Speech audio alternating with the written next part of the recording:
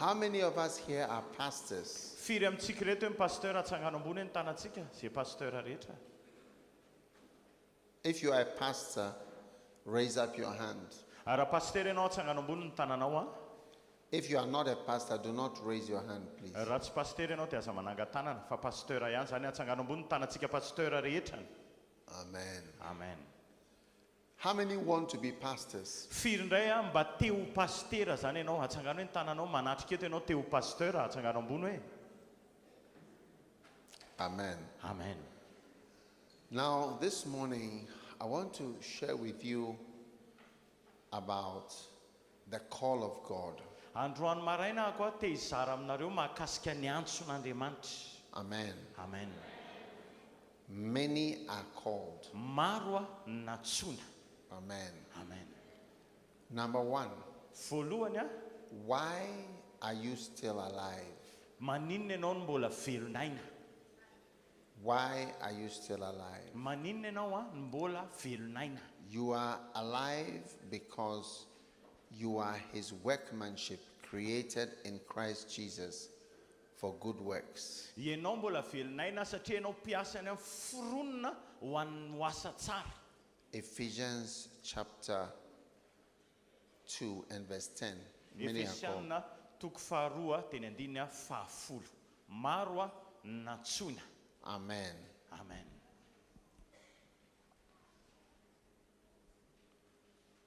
Why you are still alive? Maninona ianao mbola velon'aina? We are his workmanship, Tsika dia mpiasany, created in Christ for good works. miforonina ao amin'ny Kristy ho amin'ny asa tsara. Amen. Amen.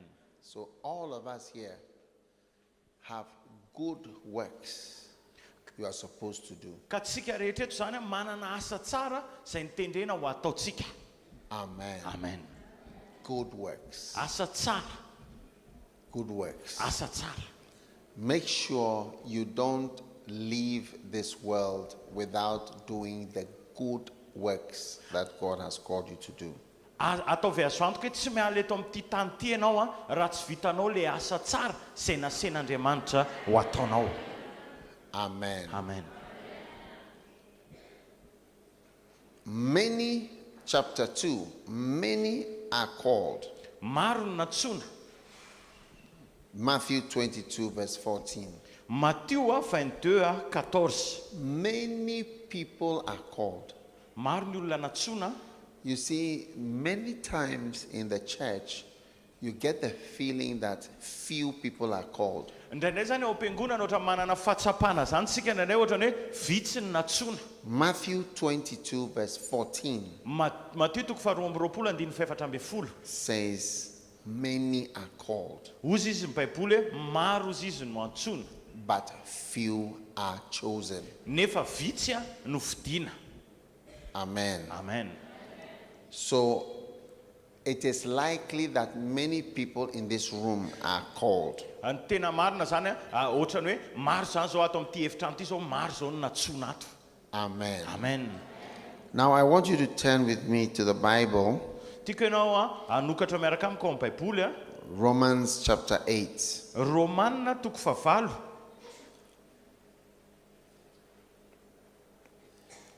It says in verse 28, Andiny we 8. know that all things work together for good to them that love God and to them who are the called according to his purpose. Romanina 8:28. Ary fatatsika fa ny zavatra rehetra dia miara-miasa ahasoa an'izay tian'Andriamanitra dia izay voantso araky ny fikasany raha teo. The called. Voantso, lay antso zany. The called. Le antso. We are called the called. Tsika zany antsoina hoe ireo voantso. So all things work together for good to those who love God and to those who are the called. The called people. Miara-miasa ahasoa zavatra rehetra ho an'izay tian'Andriamanitra ary ihany koa ho an'ireo voantso, ireo olona izay natson'Andriamanitra. As you sit here today, you must understand that you are the called people. Ianao mipetraka eo androany mila takatra hoe ianao ilay antsona hoe reo voantso, reo olona nantsona. Amen. Amen. Romans chapter 1 verse 7. Romanina 1:7 indray ny jerentsika. It says, Paul was writing, to all that are in Rome, beloved of God, called to be saints, grace to you and peace from God our Father and the Lord Jesus Christ. Called to be saints. Romanina toko voalohany 1:7 izy ny baiboly, ho an'izay rehetra any Roma ozy izy malala an'Andriamanitra sady voantso ho masina ho aminareo anefa fahasoavana sy fiainana afa amin'Andriamanitra raintsika sy Jesosy Kristy tompo. Ozy izy hoe sady voantso ho masina. Being a saint is a calling. Antso zany le hoe ho masina zany, olo masina zany antso zany. Being a Christian is a calling. Antso zany hoe enao lasa kristiana, antso le izy. If you were not called, you could not be saved. Raha tsy natsona ianao dia tsy voavonjy. So salvation is a calling. Ka ny famonjena zany dia antso. There are people who walk to church and they say, oh, I just walked in here. Misy olona zany miditra ao am-piangonana dia za vao sendra niditra teto fotsiny. Oh, you don't know. Tsy fantatrao. Nobody can come to God unless the Father draws him. Tsisy mahay manantona ny ray raha tsy izy no mitona azy. You were drawn. Ianao dia That's how voatona. come you are here. Zany ny antony tonga anao You eto. didn't just come. Ianao tsy hoe tonga ho azy You fotsiny, were drawn by the Father. fa ianao mito amin'ny ray. Hallelujah. Halleluja. So it is a great blessing Ka tena fitahiana lehibe that you are called. hoe natsona ianao. Everybody say, many are called. Tenenintsika rehetra teneny hoe maro ny natsona hoe Amen. Amen. Number 3. Fahatelo How were different people called? ahoana netsona ny olona maro samihafa. And I'm preaching from my book here, Maro no Nansonia. Yes. Iny zany afa amin'ny boky iny zany izy no mitory-teny ao anatin'ny boky io daholo zany. Wow. Wow. Many are called. Maro ny natsona. Now I want you to all get the books. Tiako nareo ahazo an'le boky daholo You can buy these ones afaka mividy andreo nareo and I zany. can give you on your phone Dia afaka or mameanareo your koa amin'ny telefona iPad amin'ny iPad. all of these books. Can you show them? Ireo boky rehetra ireo ao amin'le hoe www raha misy an'le taratasy kely eto www.dagbook.org zany zay no site website jerenareo dia tonga dia télécharger ao daholo ireo boky ireo maimaim-pona daholo zany ireo afaka vakianao amin'ny telefona, afaka vakianao amin'ny iPad amin'ny tablette zany ndao tehaka mafy ho an'Andriamanitra tsika. So do it right now. Dia ataovy zao le izy www.dagbook.org ao zany. Dia tonga dia mipotra ireo rehetrarehetra ireo dia ao ambanin'le boky misy hoe télécharge eo dia tonga dia clique eo le télécharge eo dia tonga dia mitélécharge ianao dia ao anaty bokinao ao anatiny ananao ao daholo zany le izy. Tonga dia ao anaty telefoninao daholo zany izy rehetra. Hallelujah. Alleluia. How many different people were called? Karazan'olona firy no natsona. Everybody is called in a different way. Natsona amin'ny fomba samihafa daholo ny olona. But it's still a calling. Fa antso daholo zany. Apostle Paul Paoly apôstôly was called through a conviction. dia natsona tamin'ny alalan'ny fandresendahatra. He said, though I preach the gospel, I have nothing to glory of, for necessity is laid upon me. I Sao have to izy na do dia it. mitoro ny filazantsara rany dia tsy manana ninona seo fa tena misy tena ohatrany hoe misy zavatra takina eo amboniko. Number 2, Abraham was called by the word of the Lord. Faharoa i Abrahama dia natsona tamin'ny alalan'ny tenin'Andriamanitra. Bible says in Genesis 12 verse 1, the Lord had said unto Abram, get thee out of thy country. Ozy izy ny tenin'Andriamanitra hoe Genesis 12 mantsaina Abrahama hoe mivoa ozy izy miala amin'ny firenenao ianao. That means you can have a dream. That means you can have a word from the Lord. Dikan'izany afaka manana finofy ianao, afaka manana teny avy amin'Andriamanitra. Like Abraham. Tahaka ny Abrahama. I once had a word from the Lord where he said to me, give thyself wholly. Ozy nanana teny avy amin'Andriamanitra, indray mandeha ozy izy mantsaina hoe atolory manontolo ozy izy ny tenanao. And that's what made me become a pastor. Dia izany nahatonga anahy koa ho lasa pasteur. Number 3, everybody here, Jacob was called through a dream. Jakoba indray natsona tamin'ny alalan'ny nofo. Means you can also have a dream. Dikan'izany ianao koa afaka manana nofo That ianao. will be your calling. Izany ny fomba fiantso anao, Yes. ny antsona anao. Many are called. Maro ny natsona. Number 4, Faefatra, you can have an unusual experience that will be the call of God. That like Moses had an unusual experience when he saw the burning bush. mety hanana fahatsapana manokana koa ianao tsy mahazatra fomba fiantson'Andriamanitra anao, ohatran'ny Mosesy zao nahita an'le roy memin'ny rehatra. One day I was reading about some people who were in a plane crash and they survived. Indray andro zay namaky boky olona tao anaty roplanina, dia nianjera re roplanina fa velona ry zareo, avitra ry zareo. There were just about 8 people who survived Olona 7 ny velona zany tamin'izy rehetra from the plane crash. tamin'le roplanina zay nianjera. There were different reactions. Dia nisy zavatra ny zareo Some rehetra. of them, the reaction was that they would never fly on a plane again. Dia ny sasany amin'ny zareo zany ny ohatrany hoe ny zavatra nataony zareo dia hoe tsy taingina roplanina tsondro zareo mandrakizay. Some of them were working on the plane and they decided that they could not continue that work. Dia ny sasany indray niasa tamin'ny roplanina dia tapa-kevitra koa hoe tsy hanohy an'le asa hoe hiasa amin'ny roplanina tsony. Some of them decided that they must go back to work, otherwise they cannot overcome it. Dia ny sasany indray nanapa-kevitra hoe tsy maintsy hiverina hiasa raha tsy zany tsy ho resindry zareo mihitsy le fahatsapana. Some of them, their personality changed. They became quiet and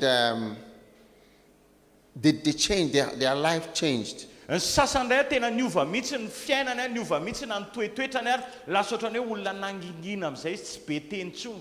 Some of them became workers for a charity.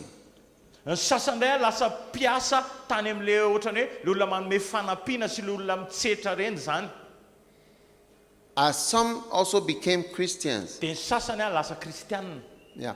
Different reactions Dia ohatrany hoe réaction samihafa zany to what happened. tamin'le zavatra niseho taminy. What happened was that they were in the front part of the plane Ny zavatra niseho ary zareo zany tany lohan'ny roplanina tery aloha ry zareo. and everybody after the front of the plane was killed. Dia ry zareo zany ny rehetrarehetra tao aorianan'le lohana roplanina zany maty daholy. Yeah. Eny. So just a few people survived. Dia olona vitsy any no avitra. Yeah. It had an effect on them. Dia nisy fetraikany tamin'ny zareo le izy. Whenever you have an experience, Ny an unusual experience, rehefa manana ohatrany hoe fahatsapana tsy mahazatra zany ianao it can have an effect on you. dia mety misy fetraikany aminao le izy. Sometimes that is the way God calls you, Mety hoe zany ny fomba fiantsoan'Andriamanitra anao. because it gets your attention. Satria ohatrany hoe misarika ny fifatoanao le izy. Amen. Amen. So Moses was called when he saw the bush burning. Ka Mosesy zany natsona rehefa nahita an'ilay romemy ny rehatra izy. Amen. Number 5, Fahadimy the call, Aaron was called through Moses. Moses told Aaron, you do this and you do this. That was how he was called. Arona zany natsona tamin'ny alalan'ny Mosesy. Mosesy ny teny hoe zao ataonao aty ataonao sy ny sisany. Number 6, God called Joseph through childhood dreams. childhood visions and dreams. Josefa zany natsoan'Andriamanitra tamin'ny alalan'ny nofy tamin'ny fahazazany. Whatever dream you have in your childhood, Ninona nofy nanananao tamin'ny fahazazanao? many times there's a call of God in it. Dia matetika misy antson'Andriamanitra ao anatin'ilay izy. When I was a child, Tamin'izaho mbola zaza, I was interested. I said, one day when I grow up, I will have a mountain and people will come to the mountain and I will teach them. zaho tamin'ny mbola zaza dia tena liana. Ozy izy hoe indray andro any hanana tendrombohitra, dia ho avy ny olona eo amin'ilay tendrombohitra, dia zaho mpianatra andry zareo. Yes. Eny. Maybe you had a childhood dream Mety nanana nofinofy ianao tamin'ny fahazazanao. as a young person, Tamin'ny ianao mbola tanora. visions and dreams. Fahitana sy nofy. My wife said she wanted to be a missionary in China, Dia nivadiko ny teny anao hoe izy mba teo misionera any Chine. but she has not followed that vision. Fa izy sy nanaraka an'izay fahitana izay. When she met me, her visions and dreams changed. Rehefa nahita anahy izy dia niova ny vision sy ny nofiny. Hey. Fahitany sy ny nofiny.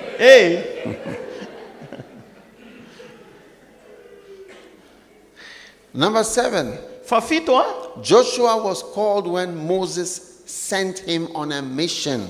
Josoa dia natsoana tamin'izy ny rahan'i Mosesy.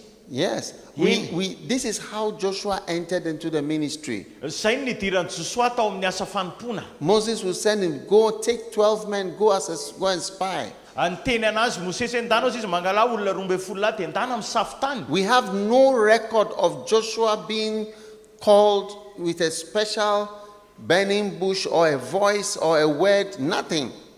Just sending. Tsisy ninona mihitsy milaza amintsika hoe nandrefeo Josoa na nahita rome mirehatra na tsisy an'izany fa zao fotsiny any nazahoan'ny antsony dia nirany. Maybe this is how God is calling you today. Mety hoe izany ny antsoan'Andriamanitra anao ihany koa androany. Samuel, he was called by God natsoan'Andriamanitra by staying in the church from a child. Tamin'izy hoe nijanona tao am-piangonana hatramin'ny fahazazana. God put him in the church as a baby. Napetraka Andriamanitra tao am-piangonana izy hatramin'ny fahazaza tamin'ny And fahazazakely. whilst he was in the church, he heard the voice of God. Dia tamin'izy tao am-piangonana nandreny feo an'Andriamanitra izy. Yes. Eny. You see, where you are placed will affect you. Zao izay toerana ametrahana anao dia izy fiantraikany aminao. So that's why it is a good thing for your child to be in the church. Izay ny antony hoe tsara ho an'ny zanakao ao am-piangonana hatrany izy.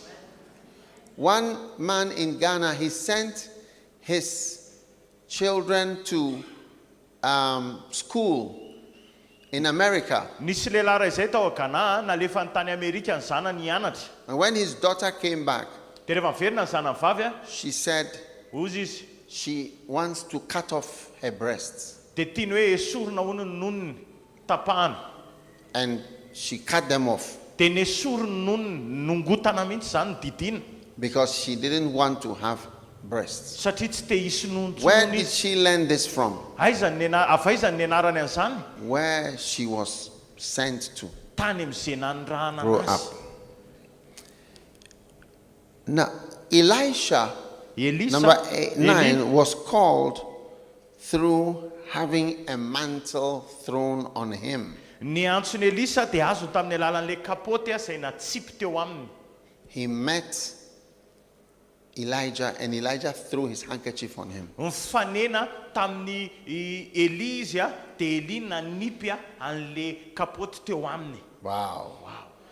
Another Jeroboam was called by the word of the Lord, the word of the prophet. Jeroboam indray natsoana voantso tamin'ny alalan'ny tenina mpaminany izay ny nazahoan'ny antso. Wow. The prophet said to him, you are going to serve the Lord. Ozy izy mpaminany mantsy anazy hoe ianao andeha hanompo ny tompo. Sometimes a prophet of God will speak to you and give you a prophecy that you are going to serve the Lord. Misy fotoana zany misy mpaminan'Andriamanitra miresaka aminao dia teny aminao izy hoe na ianao andeha hanompo an'Andriamanitra. David Davida was called through a prophet. Davida dia natsoana tamin'ny alalan'ny mpaminany ihany koa. Samuel the prophet came to him and anointed him. Samuela mpaminany Samuela nakeo aminy dia nanositra azy. That's how he got called. dia izany natonga anazy voantso. Maybe you came to church Mety hoe tonga ty am-piangonana ianao like now, and I'm preaching and prophesying, dia ohatrany hoe ohatr'izao zany za zao mitory sy maminany and you become anointed and prayed for. dia ianao voahositra sy mivavahana. That may be your calling. Mety ho zay ny antsonao. Stop waiting for the call of God in a particular way. Aza miandry ny antson'Andriamanitra amin'ny fomba manokana zany. Oh, yes. Eny, Oh, yes. eny. Number 10, 12. A Fahafolo. call of God. Solomon was called with 2 dreams, I Solomona dia voantso tamin'ny alalan'ny nofy rososina. a double dream. Nofy rososina. 2 dreams. Nofy 2 anankiroa. dreams is different from 1 dream. Nofy anankiroa samy hafa amin'ny hoe nofy ray. The Bible says the Lord God appeared to Solomon twice. Hozy izy ny baiboly hoe seho tamin'ny Solomon indroa izy Jehovah. Twice. Indroa. Wow. Wow.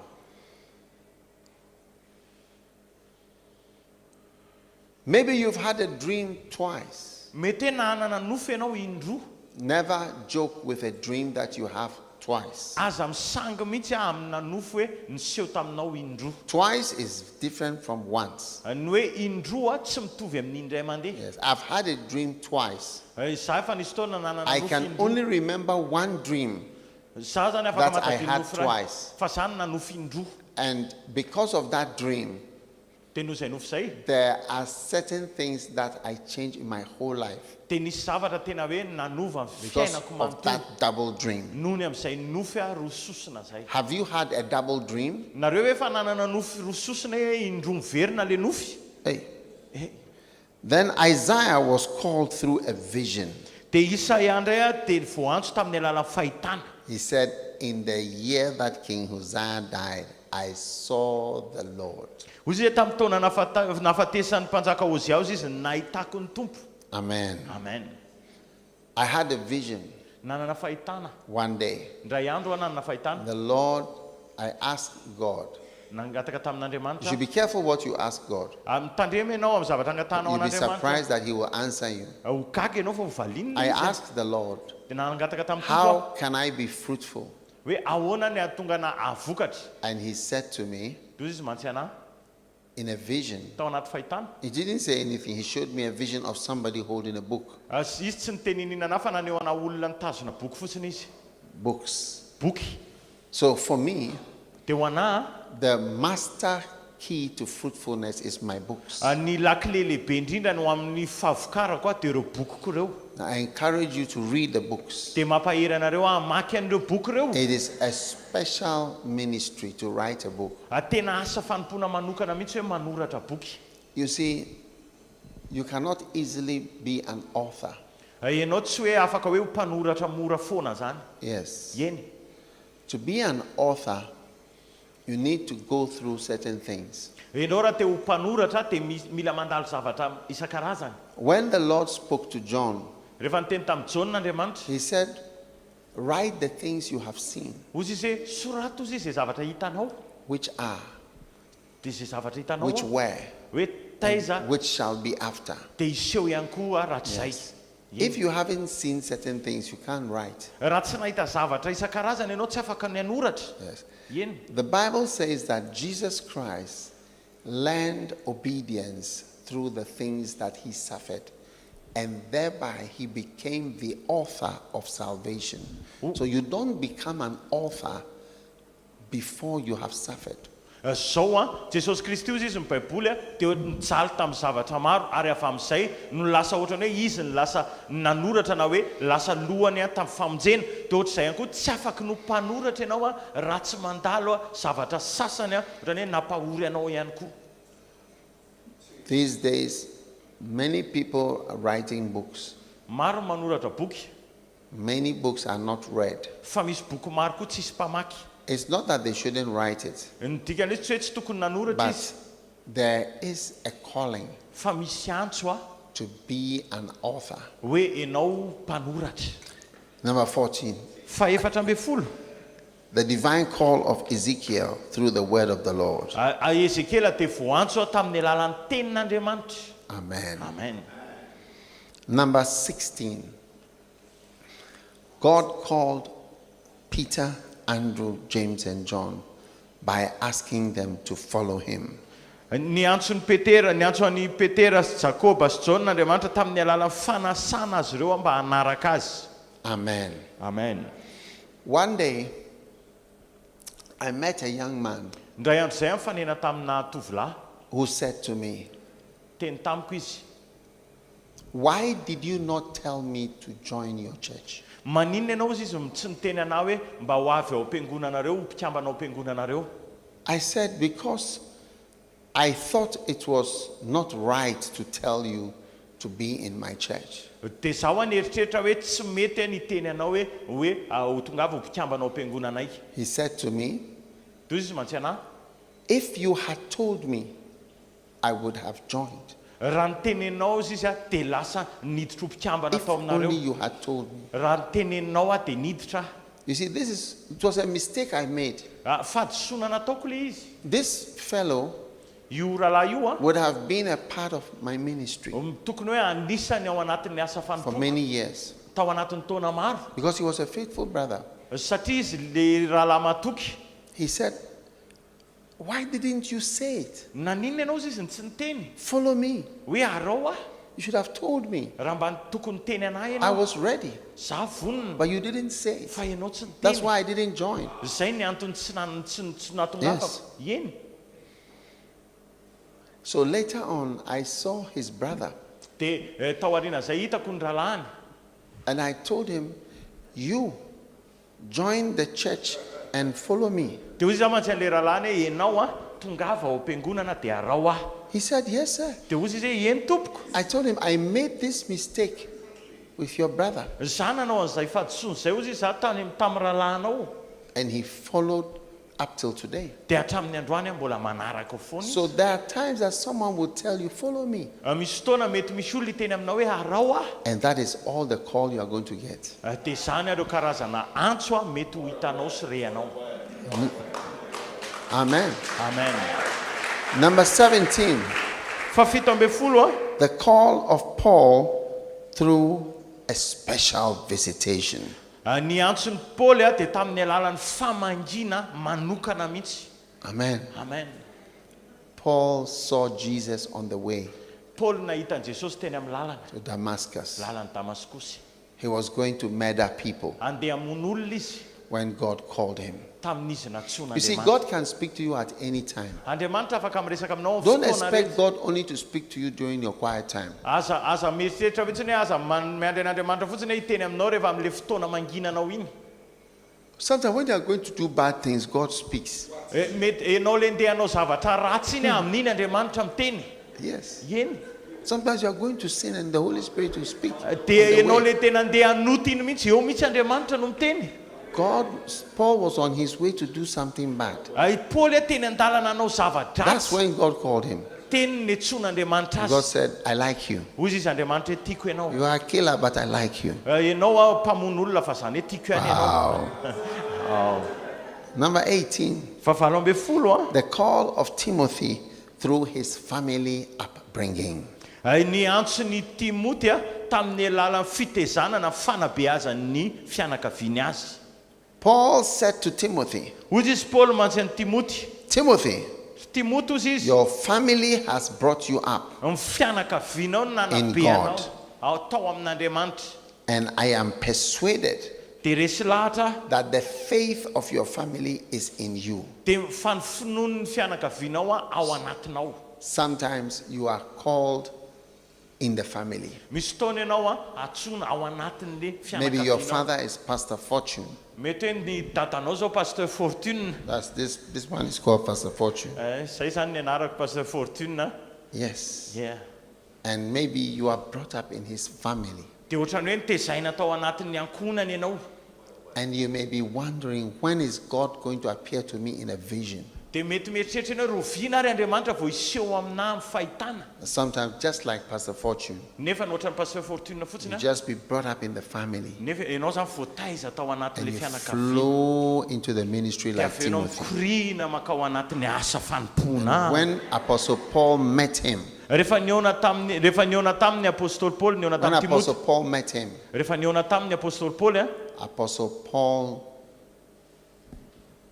helped him tena pin'ny apôstôly Paoly izy to find his place hoe ahita ny toerany in the ministry. ao amin'ny asa fanompona. Chapter 4. Toko faefatra. What are the characteristics of the people that God calls? Inona ny toetoetran'ireo olona What natsona? type of people does God call? Karazan'olona ohatrany Number ahoana one. natson'Andriamanitra? Do you Voalohany, want to know the type of people that firy aloha mba te halala an'izany toetoetrany sy karazan'olona natsony zany ao so you fafay tsara ny can tananao. see if you are in this group? Dia ho hitanao hoe ao anatin'ireo groupe Number ireo one. fianao. Voalohany, God calls failures. voalohany Andriamanitra miantso olona tsy mahomby.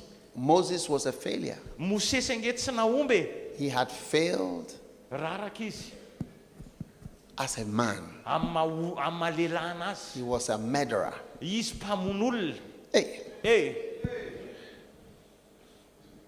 Number 2, Faharoa, God calls unworthy people.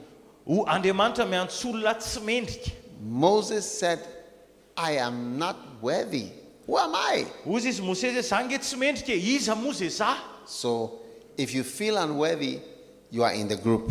Raha ohatra ianao mahatsapa tena ohatrany tsy mendrika zany, ao anatin'le groupe ianao zany zay. Amen. Amen. Number 3, Fatelo, God calls rejected people. Andriamanitra miantso an'ireo olona nolavina. Wow. You are not accepted. Na ohatrany hoe nahilika, ianao zany olona tsy Moses ekena. was rejected by his people. Izy zany, misy olona zany ohatrany hoe nahilika zany. Mosesy nahiliky ny olona. His people said, who are you? Ozy izy ny olona hoe iza moa zay ianao? Are you coming to kill us also? Ianao koa avy hamono anay mantsy amin'ny Mosesy. Who made you our Lord? Iza niantso anao ho tomponay? Everyone who is accepted is first rejected. Ny olona rehetra zay nekena dia voalohany aloha no lavina izy aloha tamin'ny voalohany. Don't be surprised if you are rejected. Aza gaga ianao raha iliky ny olona na hoe laviny olona. Don't be surprised. Aza gaga ny amin'izany. There are people listening to me.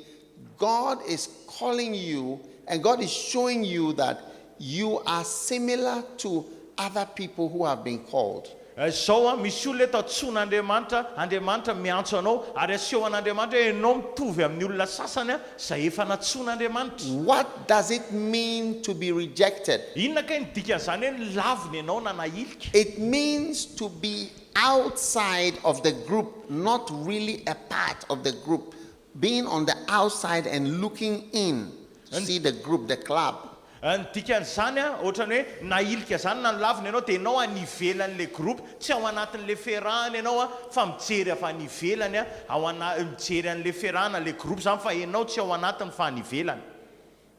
Moses felt like an outsider Mosesy zany tena natsapa tena mihitsy ohatrany hoe vahiny teo because he grew anivon'ny up in the firenena. Egyptian palace. Satria izy lehibe tao amin'ny lapa Ezipsianina.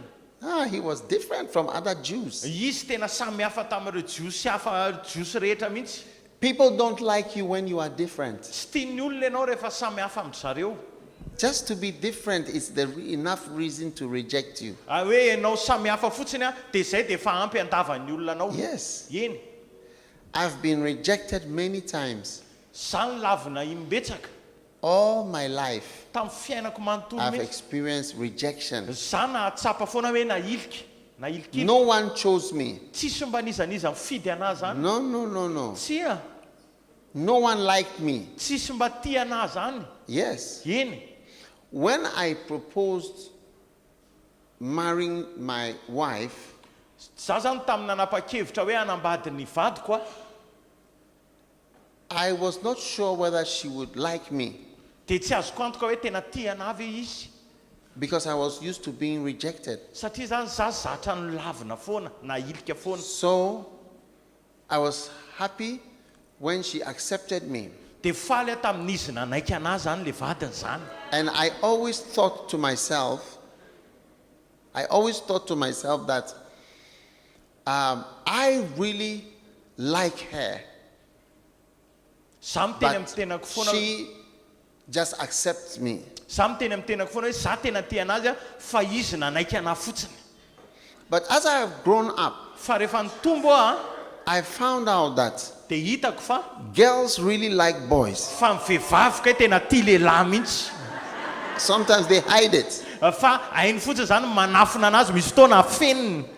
But I thought, fa za nieritreritra hoe I really liked her, hoe za ny tena tia anazy a and she was accepting fa me. izy nanaiko fotsiny But with time, fa niaraka amin'ny fotoana amin'izay you find out that girls like boys dia hita more amin'izay than zany boys like even ny girls. vehivavy kay tia lehilahy tovavy tia tovolahy mihoatra ny hoe tovolahy tia tovavy Oh, ye number 5. fahadimy a God calls people with an inferiority complex. miantso a ny olona Andriamanitra izay manana complexe d'infériorité manambany tena zany Hey! Moses said, Lord, I am not eloquent. ozy izy ny teny Mosesy hoe zangy ozy izy olona tsy mahay miteny Yes. eny God still called him.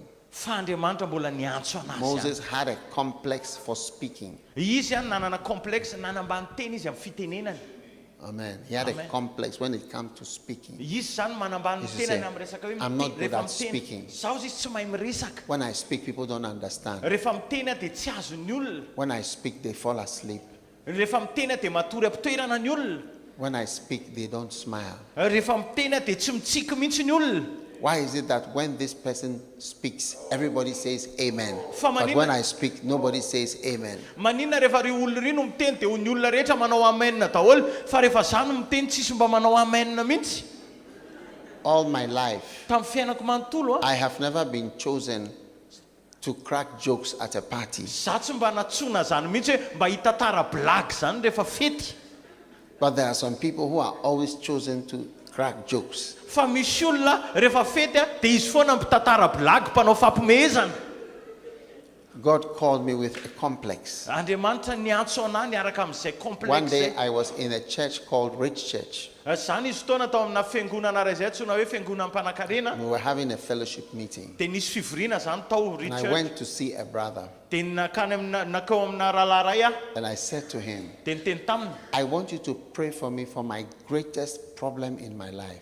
tiako ianao mba hivavaka ao anao a amin'le olana lehibe indrindra amin'ny fiainako So he said, what is the greatest problem of your dia life? hoe inona ozy izy ny olana lehibe indrindra amin'ny I said, fiainanao I cannot speak publicly to people. za tsy afaka miteny mivantana ho an'ny olona tsy afaka miteny mivantana eo amin'ny olona And I want you to pray for me. dia tiako ianao mba hivavaka ao anahy So I knelt down dia nandoalika on the stage teo amin'le estrady in that church. tao amin'le fiangonana And he laid hands on me and prayed for me. dia nametra tanana tamiko izy a dia mivavaka ao anahy Today I'm telling you, androany miteny aminao a God calls people with any type of complex. Andriamanitra miantso olona amin'ireo olona manana complexe manambany tena amin'ny lafiny samihafa Open your hearts sokafo ny fonao to receive the call of God. andray a niantson'Andriamanitra Amen. Number 6. fahenina God calls people who have failed at earlier attempts in ministry. Andriamanitra miantso an'ireo olona ihany koa izay efa raraka tany aloha tamin'ny ministera Yes. eny Listen. enoy a God calls people who have failed before. Andriamanitra miantso olona izay efa raraka teo aloha Amen. amen Failing hoe fararahana many times imbetsaka before you succeed. raraka imbetsaka ianao alohan'ny aomby aza anao Don't let it discourage you aza vela akivy anao mihitsy zany from being in the ministry. hoe tsy ho ao Some anaty of asa you are being fanompoana called by God. ny sasany aminareo reto natson'Andriamanitra You see, the reason why people withdraw from the call of God is they feel they've tried it. They tried to preach. They tried to start a church. They tried to be in the ministry, but it didn't work. zao a mahatonga ny olona miala amin'le antson'Andriamanitra dia zao mezaka ry zareo manandrana ry zareo manangana fiangonana manandrana ry zareo manao ny asan'Andriamanitra sy ny sisa fa zao a tsy mahomby le izy dia miala ry zareo. You know, one of the reasons why, do you want to know one of the reasons why it doesn't work? tianareo fantatra ve ny antony hoe manina le izy tsy mahomby ao fafainy tananao raha tianao fantatra e Because God wants to see how you behave when you fail. satria tian'Andriamanitra ho hita hoe ohatry ny ahoana ny fitondran-tenanao rehefa raraka ianao Yes. eny He wants to see how you... Listen, God sends people on missions that will not work. And he knows it will not work when he's sending you. So why is he sending you? He told Moses, I am sending you to Pharaoh, but he will not listen. The mission is failed already, but I'm sending you. This is your mission. Go and fail. Zao Andriamanitra maniraka anao iraka anankiray anao mission anankiray na Andriamanitra tenany ara mahafantatra hoe tsy aomby le izy fa irahany fotsiny ianao anao an'le izy ny irahany zao Mosesy ho any amin'ny Farao toy izy mantsainy Mosesy hoe iraka anao any amin'ny Farao fa i Farao tsy heno anao zany hoe fa fantatra Andriamanitra hoe tsy aomby le izy fa te jery izy ny fitondran-tenanao ao aorianan'le anao raraka hoe manahoana ny fitondranao tena. Amen. Amen. Today we have churches in Madagascar. Androany zao zay manana fiangonana eto The Madagaskar. first time I sent somebody to Madagascar, Tamin'ny voalohany nandefa olona teto God Madagaskar, spoke to my heart. teny tamin'ny taopoko Andriamanitra Send somebody to Madagascar. manira olona ho any I Madagaskar. think I had a dream, Nanana nofy raha tsy diso aho. and I didn't know anything about Madagascar. Dia za tsy nalala ninina mahakasika But I had a Madagaskar dream mihitsy. many years ago. Fa nanana nofy taona maro lasa. Send somebody to Madagascar. Manira olona makany And I Madagaskar. thought, Madagascar? Dia hoy za hoe Madagaskar Where is he? Where is I have to look on the map nila nijery karta hoe aiza Madagaskar zany. to see, Ahita an'ilay izy to nijery find faritany. where is Ihosy. Aiza zany Ihosy zany. Hey. Eh, And when I sent him, dia rehefa nirahako izy it was not successful. dia tsy naomby le izy. Yes. Eny. After some time, Tao aorian'ny fotoana elaela the person I sent le olona niraha was arrested by the police, dia nisamborin'ny pôlisy and he had to leave, dia nila niala izy and the church collapsed. dia tonga dia raraka le fiangonana. Yes. Eny. It did not work. Tsy naomby le izy. You see, Hitanao every attempt ireo andrana rehetra is part of the steps dia anisan'ireo dingana andehanana of your ministry. amin'ny asa fanomponao. Today, Androany we have churches in Madagascar, and I'm here in Madagascar myself. za tenako zao eto Madagaskar ary manana fiangonana maro zay eto Madagaskar. I have been to Madagascar a number of times, and it seems I'm still coming. Imbetsaka zay teto Madagaskar ary mbola ho afoana koa ahako. Yes. Amen. Amen. Don't be worried about your early attempts that did not work. Aza manahy ny amin'ireo andrana tany aloha zay tsy naomby. Amen. Yeah. Number 8, Fahavalo God calls young people. Andriamanitra miantso tanora. Are you young? Tanora ve enao? Are you young? Tanora ve enao? If you are young, God is calling you. Raha tanora enao dia antson'Andriamanitra enao. Jeremiah said, Hozy izy ny tenin'i Jeremia.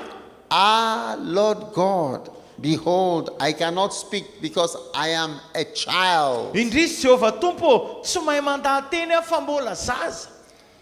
Wow. Wow. Now, what is the difference between a child and a grown up? Inona mahasamihafa ny zaza sy ny olon-dehibe? Inona zany? Now, the difference is that a child is like a blank check. Ny fahasamihafana dia ohatrany hoe ny ankizy zany dia ohatrany hoe chèque en blanc, ohatrany hoe taratasim-bola malalaka. Nothing is written on it. Tsisy inona voasoratra eo amin'ilay izy.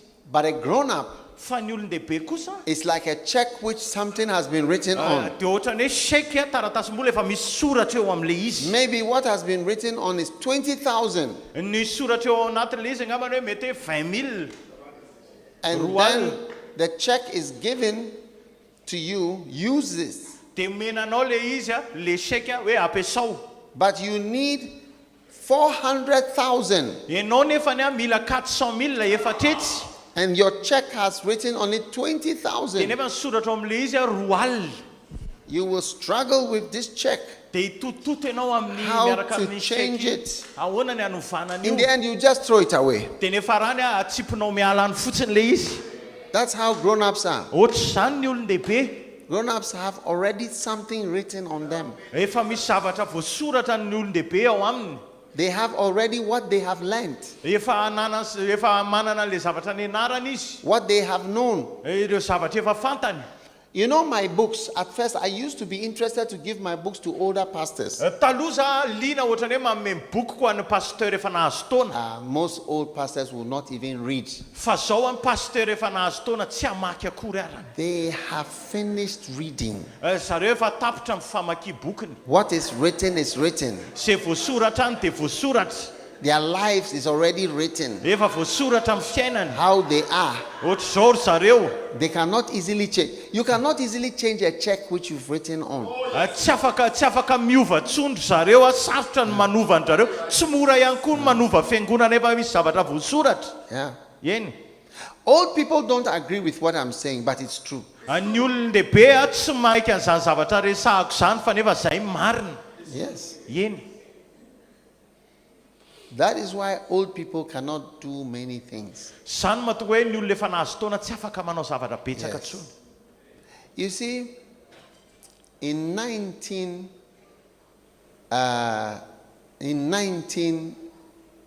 the Second World War. Tamin'ny Deuxième Guerre mondiale, ady lehibe faharoa. Tamin'ny ady lehibe Second World War. Ady lehibe faharoa. When Germany invaded Poland. Tamin'ny Allemagne zany nanafika amin'ny Pologne. Germany had tanks. Ny Allemand zany nanana tanky. And machine guns. Fiara mifono vy dia miltraeta. Poland was using horses. Dia Pologne nampiasa soavaly. Zany. Riding. Mitaingy soavaly. Yes, no hope. Dia tsy naomby. Yes. Eny. They couldn't learn the new ways. Tsy afaka nianatra an'le fomba vaovao zareo. Today, androany the war is different. Le ady samy hafa ndray. They plan it at home. Ao an-trano le izy ny atao planina. And point to your room, your window. Dia manondro ny varavarakelinao. And they send the missile. Dia mandefa misile izy. To the under of the house. Any ambanin'ny trano. Yes. Naiza zany. Hey. Today they even tell you we are going to shoot here. All of you move. Zao zareo tsy midetsona hoe itifitra eto zay nareo mela teo daholo. Yeah. Eny. These are new things. Zava-baovao ndray zany zao zany. Yes. Eny. You know, hitanareo surgeons, ny fandina, how they operate, they take a knife and they cut open. Rehefa mandidy zany dia maka antsy zareo dia didina misokatra ohatr'izao. But young surgeons, fa ny mpandidy tanora zao they watch a video mijery vidéo nijereny and they zareo. operate on you through a video. Dia miopere amin'ny alalana vidéo zany zareo. I once saw a man who had a surgery for cancer of the pancreas. Nisy lehilahy zay nisy fotoana nididina zany natao opération sarakatiny pancréas. The pancreas is at the back. Ao ambadika ao tsinona zany le pancréas ao You have alina. to open wide. Dia mila didina dia sokafana amin'ny danadana. But for his operation, Fa ho an'ny fandidinana they azy didn't open. dia tsy sokafana amin'ny He danadana. just had 5 little holes Dia nisy lavaka kely anankidimy fotsiny. through a telescope. Dia amin'ny alalan'ny telescope zany. Yes. Eny. Old people cannot watch this video and do operation. Tsy afaka ny olona antitra tsy afaka mijery an'le vidéo dia manao an'le fandidina. Yes. Eny. No. Tsia. The old person, they will operate from here down, open the stomach, bring all the intestines outside. You see the person lying like a goat, all the intestines are outside, open wide at the back, and operate for 12 hours. Raha olona antitra zao nandidy anazy na le fomba taloha zany dia didina amin'ny danadana mihitsy le kibo ray manontolo avoaka ny vavony akisaka ny tsinay ray manontolo ohatran'ireny osy mitsirara reny mipozin'le olona dia ao ambadika ao vao sokirina le sarakaty adiny 12 vao vita le fandidina. Old pastors are like old doctors. Ny pasteur antitra dia ohatran'ny dokotera antitra koa. What they have learned is what they have learned. Ny zay nianarany ihany ny nianarany. They cannot do new things. Tsy afaka manao zava-baovao ry zareo. Amen. Amen. This is why God calls young people. Zany ny antson'Andriamanitra ny tanora. Yes. Eny. You know the people, do you know how old the people are who are flying the aeroplanes in the wars? Tadidinareo fantatrareo firy taona reny olona le nitondra roplanina tamin'ny ady reny. Huh? Fantatrareo. One plane costs $100 million. Do you know how old the boy is who is flying it? Ny roplanina ray $100 millions zato tapitrisa $. Dia fantatrareo firy taona ny olona mitondra an'ilay izy kay? It's 19 years old. 70 taona. Because you see, if you put an old man Satria raha lehilahy antitra ny alefanao to fly the plane, hitondra an'ilay the roplanina, first thing ny zavatra voalohany is that he will feel dizzy. dia ny zavatra voalohany ho ataony dia ohatran'ny hoe te hatory zany izy. Because the plane, it turns round like this. Twice. Satria le roplanina ohatr' It zany goes up, it goes down. miaka midina, He will feel dizzy. tonga dia ho faniny He izy will zany. ask for a cup of tea when he is Tonga dia flying. angataka dite izy aloha vao miaingana There's izy. no tea. Dite no angatahany voalohany. This is how old pastors are. Ohatr' zany koa ny pasteura nahazo taona. You feel dizzy Ohatran'ny hoe fanopanina zany. when you hear go into all the world. Hoe mandeha any amin'izao tontolo zao. Go into all the world. Mandeha any amin'izao tontolo zao. You say, oh God, I'm tired in my area. I'm Dia hoy tired. izy hoe dia zao mivaly teny hoe Andriamanitra ho reraka eto amin'ity faritra misy anaty ary dia efa reraka. Hey, hallelujah. Halleluja. Oh yes. Eny. God loves young people. Andriamanitra tia tanora.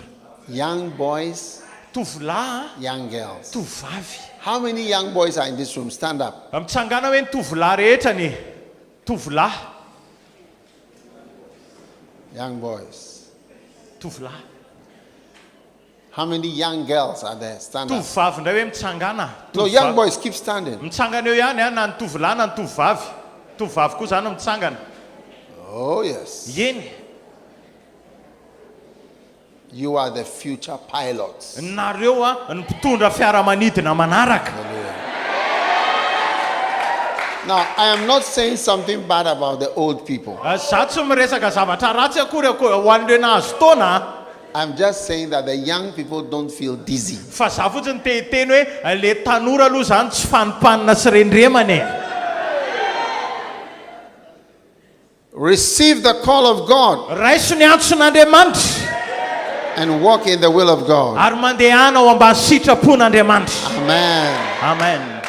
Number 10.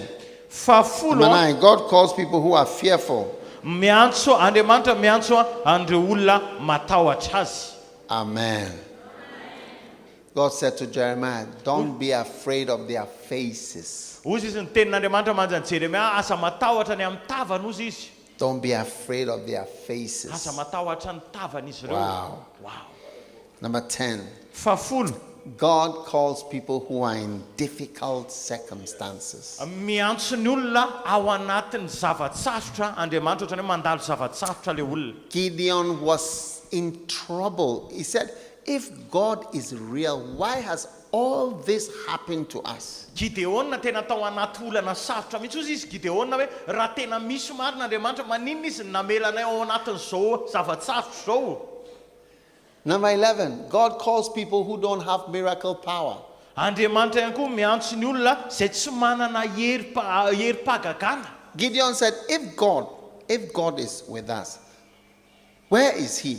Ozy izy Gideona raha miaraka raha momba antsika Andriamanitra aiza izy zany zao. Why has this befallen us? Maninona zao niseho aminay?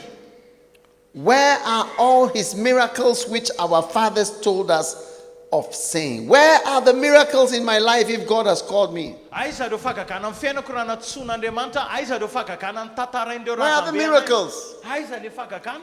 Don't worry if there are no miracles in your life. Asa manara tsisy fahagagana amin'ny It fiainanao. doesn't mean God is not calling you. Zany akory tsy midika hoe tsy niantso anao Andriamanitra. Billy Graham never had miracles in his ministry.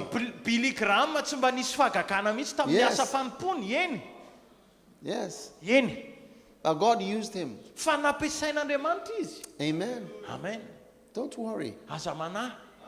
Don't worry. Don't feel powerless. aza mieritreritra hoe tsy ampy hery. There's power in the word of God. Misy hery ao amin'ny tenin'Andriamanitra. There's power in the word of God. Misy hery ao amin'ny tenin'Andriamanitra. Amen. Amen. Don't let the devil mock you, Aza vela esony devoly ianao saying there's no power in your life. hoe tsisy hery amin'ny fiainanao. There's power in preaching. Misy hery ao amin'ny fitoriteny. Hebrews chapter 4 verse 12. I Hebreo 4:12. It says, for the word of God is quick and powerful. Velona sy mahery ozy izy ny tenin'Andriamanitra. Powerful. Mahery.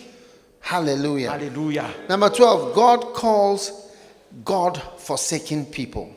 Andriamanitra miantso ny olona efa nafoiny. Number 13, God calls people who have nothing to offer. Andriamanitra koa miantso an'ireo olona tsy manan-katolotra. Gideon said, wherewith shall I save Israel? What am I going to use? I have nothing to offer. Ozy izy ny tenin'ny Gideona hoe ahoana ozy izy ny aminjeko an'Israely zange tsy mananin'inona mba ho atolotra e. God calls people with a poor family background. Andriamanitra ihany koa miantso ny olona izay avy amin'ny fianakaviana mahantitra. Amen. Amen. Sometimes you hear people say, my father is a king. Indraindray ianao maheno olona miteny hoe ny raiko mpanjaka. They say, my mother is from the royal family. Ny reniko avy amin'ny ohatrany hoe ny avy amin'ny fanjakana ihany koa avy amin'ny fianakavian'ny mpanjaka. My family is this and that. Ny fianakaviana izao sy zao. And you realize that in your family, there is no important person. Dia ianao eo mahatsapa eo amin'ny fianakavianao tsisy mba olo manan-danja mihitsy. Many families don't know anybody who is a doctor. Misy fianakaviana zao tsisy tsy mahalala an'izany izy hoe mba misy dokotera zany ao amin'ny fianakaviana. Yes. They don't know anybody who is a lawyer. Tsisy hoe mampanao lalàna zany. One day I was in one of our churches in Europe. We were looking for a lawyer. Ndray andro zay zany tany fiangonanay tany Europa dia nitady mpanao lalàna zay.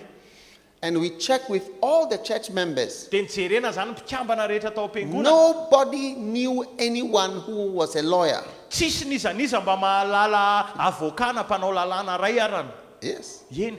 Nobody knew anybody who was a doctor. Tsisy mba nalala hoe dokotera na ray arana. Amazing. Mpikambana rehetra tao am-piangonana tena mahavariana. Gideon said, behold, my family is poor in Manasseh. Ozy izy fianakaviako ozy izy dia mahatra indrindra ao amin'ny foko Manasseh. Wow. So don't worry if your family is very poor. Kaza manana raha hoe mahatra be ny fianakavianao. Yes. Eny. Some people are ashamed of their mothers. Sasany misy olona sasany menatra ny amin'ny reniny. And they are ashamed of their fathers. Menatra ny amin'ny rainy ny sasany. Do you have that in Madagascar too? Misy an'izany ve eto Madagaskar hoe menatra ohatr'izany e? They said my mother looks too funny. Ohatrany hoe mamanay ohatra mampiomehy zany ny paoziny. They are ashamed of my mother. Menatra ny mamany. Don't be ashamed of your mother. Aza menatra ny reninao zany. Yes. Don't be ashamed of your family. Aza menatra ny fianakavianao zany. God calls people who are poor from poor families. Andriamanitra miantso ny olona avy amin'ny Number 15, God calls people who are the least in their families. Andriamanitra ihany koa miantso ny olona izay kely indrindra ao amin'ny fianakaviany. Amen. Amen. Have you heard of Reinhard Bonnke? Nareo ve fa nandreany Reinhard Bonnke fantatrareo ve izy? Ao fafay hoe izay mahafantatra. He was a famous evangelist. Izy zany evanjelistra malaza. And you see, because of the war, Dia noho ny ady they ran away in Germany, I think to East Germany. Izy zany niala nilan'ny tsoka zany izy nakany Allemagne de l'Est. Or from east to west, I don't know. Na ray amin'izay na avy any amin'ny est makany atsinanana nakany andrefana na andrefana nakany atsinanana. And so he missed school Dia izy zany tsy nianatra for a tamin'izany. period Nandritra ny fotoana lava. because he was a refugee. Satria zany mpitsopinenana. And so when he was in school, Dia izy rehefa tany am-pianarana izy he couldn't do the school work well. dia tsy afaka nianatra tsara izy noho izany satria tsy nianatra ela be. And so they gave him a nickname Dia nomeny olona surnom izy anara-petaka in anara-mosy German. tany Allemagne. In German, Amin'ny fiteny allemand the word they used, ny teny nampiasainy dia they hoe called him I don't know whether I should say it. Tsy haiko ho teneniko ve le izy le anarana zany nisy anara-petaka amin'ny teny allemand zany nomena azy tianareo tenenina ve le izy They call him null. teneniny zareo zany hoe null. Null means zero. Ny dikany hoe null zany a zéro. Yes. He was called zero. Na hoe ohatra. Null. Ohatra. Nothing. Zay tsinitsinina. Zay Was zany useless. tsirinoana. Yes. That was his nickname in school. Zay zany ny anara-petaka ny tany am-pianarana. Yes. But God called him. Fanatsoan'Andriamanitra izy. Maybe you are also a zero. Mety ianao koa ohatrany hoe ohatra zany. And so Bonke said, when Jesus stands by you, Fa rehefa Andriamanitra mijoro eo Jesus is akaikinao. 1 and he is 0, it becomes 10. Rehefa mijoro eo akaikiny zany a Jesosy a, Jesosy 1 dia izy 0 dia lasa 10 zany izy Jesosy. Hallelujah. Hallelujah. And because he was called null, Dia satria izy moa zany natsoina hoe ohatra. he went, his father was a pastor, Dia ndray ny and pasteur he told his father, God has called me to be an evangelist hozy izy in mantsy andray hoe Africa. zaho izy natsoan'Andriamanitra ho And evanjelista. his father said, no, Toy izy ndray hoe tsia. you are not, Tsy cannot izy. do.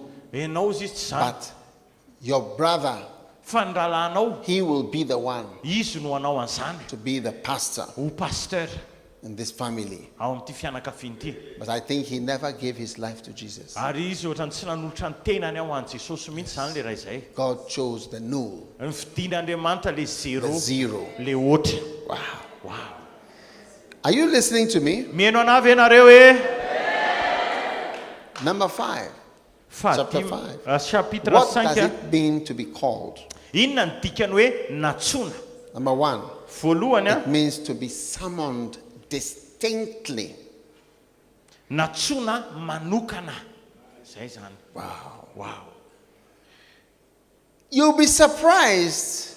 Ho gaga ianao a Paul called to be an apostle. hoe Paul natsona ho apôstôly. Never think you are a group. Tsy hoe ao anatin'le groupe akory. You are specifically summoned. Ianao a natsona manokana mihitsy, natsona tao anivony mihitsy. That is why it's a great offense to say no. Zany ny dika hoe tena fatafitohinana lehibe ary zavatra ratsy ny You miteny hoe must tsia. say yes. Mila miteny eny ianao rehefa natsona. You must say yes. Mila miteny eny ianao, tsy maintsy miteny eny ianao. Derek Prince, Derek Prince a famous teacher, mpampianatra malaza. all his family Ny fianakaviany rehetra were soldiers. miaramila daholo. Generals, colonels, majors, they were all officers. Ny fianakaviany zany a officier daholo, général, commandant, colonel. And one day, Dia ndray andro the viceroy, who is the governor of India, called one of the officers dia ny antso ny officier zany a ny ohatrany hoe ny gouverneur tany Inde for dinner. hisakafo. Not his relative, but he called one of the officers. Tsy hoe ny havana zany fa ny antso a an'ireo le manamboninahitra izy zany hisakafo. And the officer sent a message, Dia nandefa hafatra le manamboninahitra. I will not be able to come. Zaho izy tsy afaka no avy. And Derek Prince described, he said, the man had the biggest trouble of his life and career Dia hozy izy to say no to the invitation to the dinner.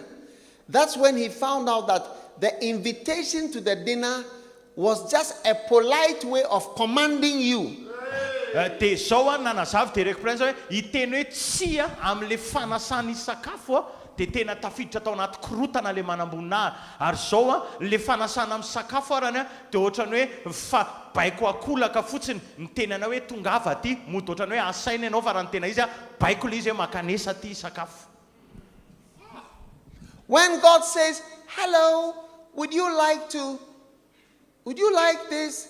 It's not an invitation to a party. He's commanding you, but he's being polite. Zao a rehefa Andriamanitra miteny anao hoe azafady eo miantso anao ohatrany hoe miantso anao eo izy dia le izy tsy hoe fanasana tsotra fotsiny fa baiko le izy fa baiko a baiko malala fomba fotsiny Andriamanitra. Hey, If I am in my country and my president invites me to a dinner, perhaps I have to think of it as a command, because you have to show respect. So when God calls you, he said, "Oh, my son, would you like to work for me?" You don't say, "Oh, no, I want to be a lawyer." You're going to get into serious trouble. Zao raha ny fireneko zao miantso anahy ny président de la république anay, dia mila mieritreritra hoe ohatran'ny baiko ihany zany fa tsy hoe fanasana fotsiny, dia mila manao an'le izy satria mieritreritra hoe mila manaja an'le olona ihany koa. Dia ohatr'izay koa Andriamanitra rehefa miantso anao izy hoe tianao ve mba ampiasaiko ianao mba hiasa ho anahy ianao, dia mila mieritreritra koa ianao hoe akomandin'Andriamanitra ihany koa zany le izy, dia mila mamaly an'le izy ianao, fa tsy teny ianao za andeha hanao avocat fa tsy hanao an'izany. Number 2, to be called means to receive mercy. Ny faharoa no hoe natsony ianao dia midika hoe nandray famindrapo ianao. Yes. Eny. 2 Corinthians 4 verse 1 says, "Therefore, seeing we have received this ministry, since we have received mercy, we faint not." We will never be tired. Korintiana faharoa 4:1 ozy ny ten'Andriamanitra hoe ary amin'izany satria manana zao fanompony zany zahay araky ny nazahoanay famindrapo dia tsy ho ketraka, dikan'izany hoe tsy ho reraka mihitsy zahay. To be called is to be shown mercy. Ny hoe natsony ianao dia anehoana famindrapo zany ianao ny dikany. Amen. Amen. Somebody says love is blind. Ny olona sasany miteny hoe ny fitiavana jamba. You see, when you are going to marry a nice, beautiful girl, rehefa andeha hanambady vehivavy tsara tarehy ianao there are some things you cannot imagine will ever happen to you. misy zavatra tsy eritreretinao mihitsy hoe iseho aminao. One day, a young man married a nice, beautiful girl, nisy fotoana zany nisy tovolahy zay nanambady tovavy tsara and this tarehy. girl was as beautiful as a shining sun. Dia io tovavy io dia tsara be ohatra ny masoandro mamirapiratra mihitsy. She was shorter than him and cuter than him, Izy le vehivavy zany fohifohy noho izy fa tsara tarehy noho izy. and she was a darling little girl. Dia izy zany dia tena tovavy kely malala mihitsy. One day after they married, Ndray andro tao aorianan'le fanambadiana, she sharply rebuked him. tonga dia nitsiny tampoka, tonga dia mibedesiny avy any. He was shocked. Dia taitra tampoka She izy. said, "What?" Ahoana ozy izy? Oh, yes. Eny. Sharp like that. Tonga dia maranitra be mihitsy ny fibedesana. Ohatr'izany maranitra ny teniny. Maranitra. He was shocked from this little cute. Taitra tampoka izy avy any amin'ilay tovavy fohifohy kely tsara tarehy kely. He was surprised because love is blind. Taitra tampoka izy satria mijamba ny fitiavany l'amour est aveugle. And many people who are in love, they can't see much. Dia ireo le olona tena raiky pitia tsy tena mahita tsara. This is the big difference between man and God. Zany ny tena fahasamihafana eo anelanelan'ny olombelona sy Andriamanitra. When God is calling you, Rehefa miantso anao Andriamanitra, it's not that he doesn't know all the bad things about you. tsy hoe tsy fantany akory le zavatra ratsy mahakasika anao. He sees them all. Hitany daholo ireny. And he says, "You, I like you. Come. Fa zao izy hoe enao tiako ihany ianao na izany ary. Come. I will use you. Ampiasaiko ianao. I will work with you." Hiara-hiasa aminao aho. So to receive a call is to receive mercy. Ka hoe enao natsona dia dikan'izany hoe nandray famindrapo ianao. And you have to show appreciation. Dia enao koa tsy maintsy maneho fakasitrahana. Yes. Eny. You have to show appreciation. Mila maneho fakasitrahana ianao. By fainting not. Hoe tsy mety reraka ary tsy mety ketraka.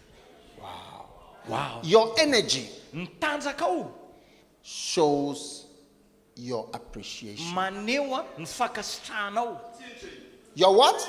Inona hoe Energy tanjakao shows your appreciation. maneho ny fakasitrahanao. When you have no energy, Rehefa tsy manana tanjaka ntsony ianao, the Bible says, "We faint not." ozy izy hoe tsy ketraka izay ozy izy. So when you are fainting, Raha voararaka ketraka ianao, it shows you have lost energy dikan'izany dia maneho hoe very ny and tanjakao. appreciation for the call. Ary very ihany koa ny fakasitrahanao an'le antson'Andriamanitra. Hey, one day, Ndray andro a brother asked his wife, le nisy rahalahy zay ny vadiny zany, "You vadiny have lost energy. ohatrany hoe very ny tanjana. to express your love for me.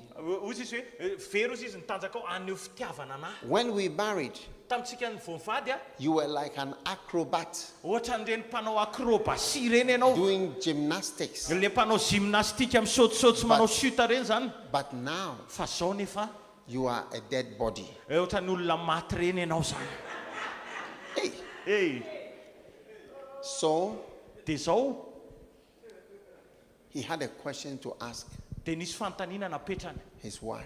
niteneniny amin'ny vadiny. All those different boys you had, Reny le lehilahy rehetra niaraka taminao reny, who didn't put a ring on your finger, iza ny nametraka peratra tamin'ny tananao. you had energy Nanana tanjaka nefa ianao tamin'izany. to jump on them Nisaotisaoty teo amboniny reny. with acrobatics Niaraka tamin'ny acrobatie mihitsy zany. and gymnastics Niaraka amin'ny gymnastika and mihitsy. aerobics. Aérobika mihitsy koa zany. Hey.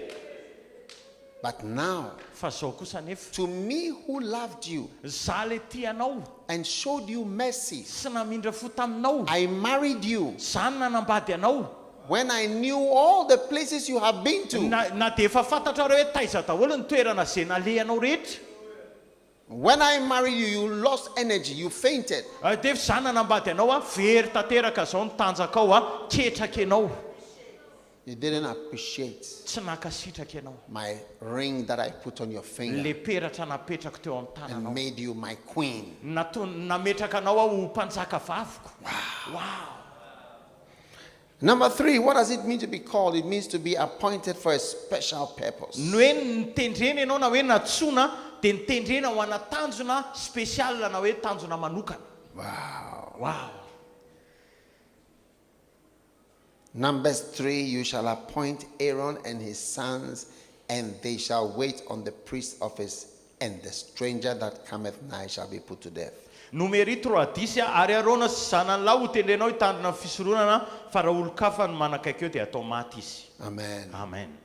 Number 4, to be called is to be separated.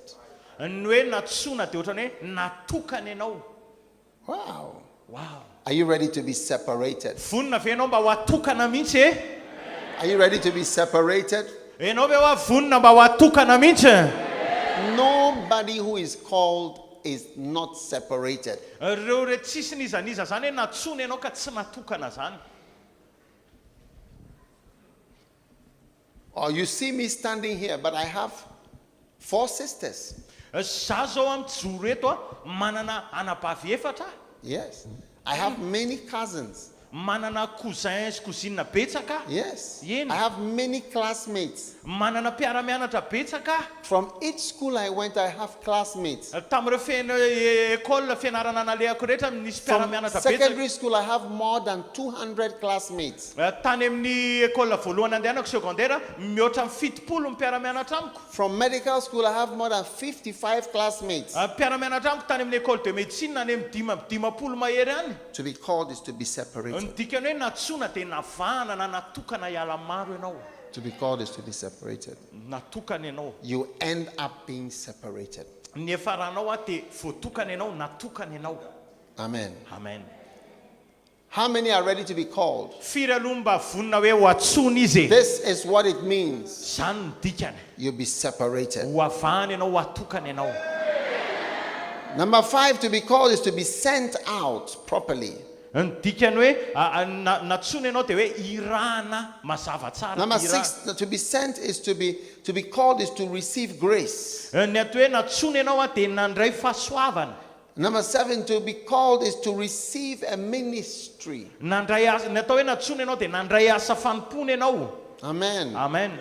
Colossians chapter 4 and verse number 17. Kolosianina 4:17. Say to Archippus, take heed to the ministry which thou hast received in the Lord, that thou fulfill it. To be called is to receive a ministry. Mandray asa fanompona no hoe natsona. Kolosianina 4:17 ary lazao amin'ny Arkipo hoe tandremo fanompona izay ndraisinao tao amin'ny tompo a mba hataterahanao azy. Amen. Amen. Say to Archippus, Teneno izy Arkipo, take heed to the ministry tandremo ny fanompona that you have received. izay nraisinao. Take heed. tandremo to the ministry. ny fanompona. Amen. Amen. Teaching. Keep teaching.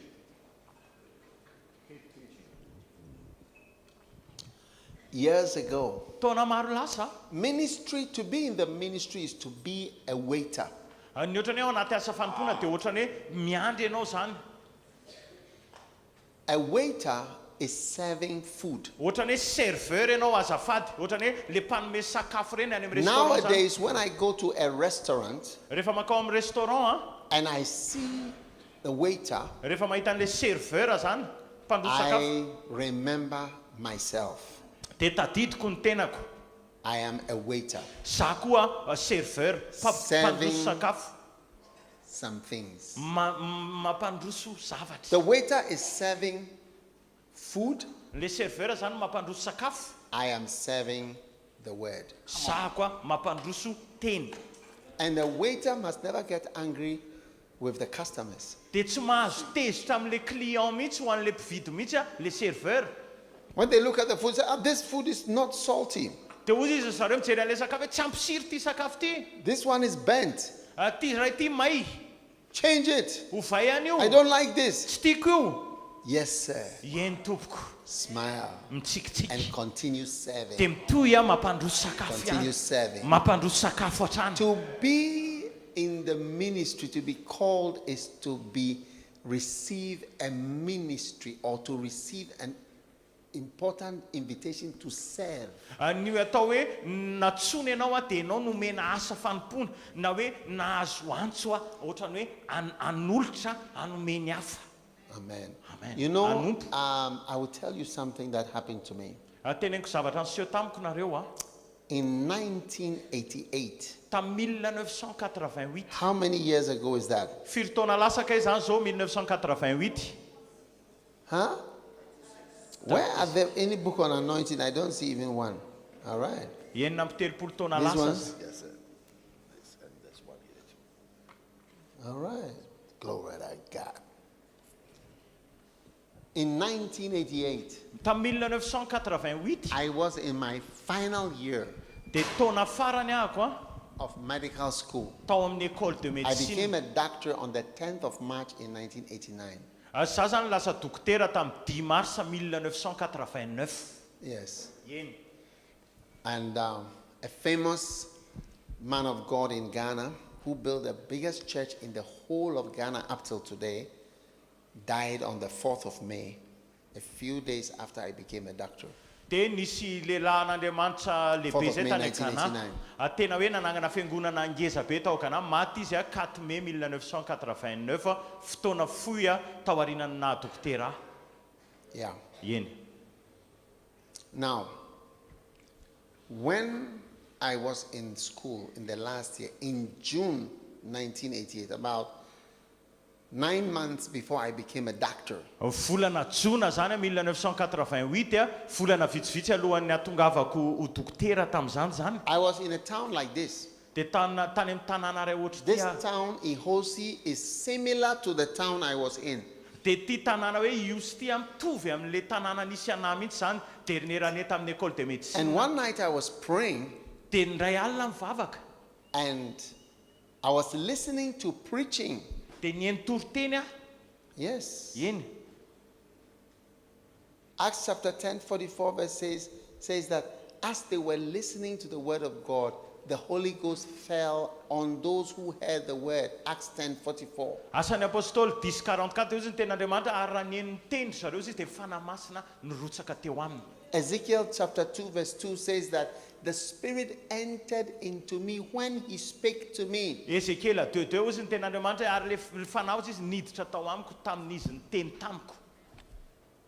And that night, Dia tamin'io alina io as I was kneeling down tamin'izany andohalika in this room, tao amin'le efitrano something entered into me nisy zavatra niditra tao anaty. and I heard a voice. Tena andre feo The voice said, Toy izy le feo from today, manomboka androany you can teach. afaka mampianatra ianao. From today, Manomboka androany you can teach. afaka mampianatra ianao. Yes.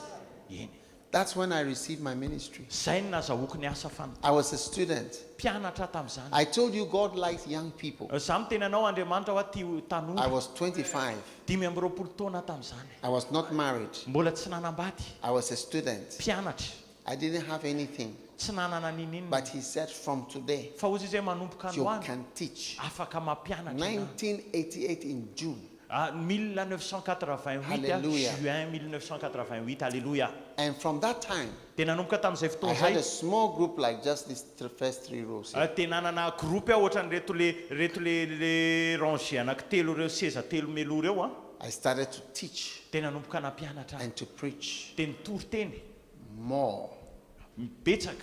And the people I was teaching Dia le olona nampianariko started to grow nanomboka nitombo ihany koa. because I was giving them anointed messages. Satria nomeko hafatra voaositra ry There's zareo. a difference between preaching without anointing and preaching with anointing. Misy mahasamihafa azy ny hoe mitoriteny misy ositra ianao sy mitoriteny tsisy ositra.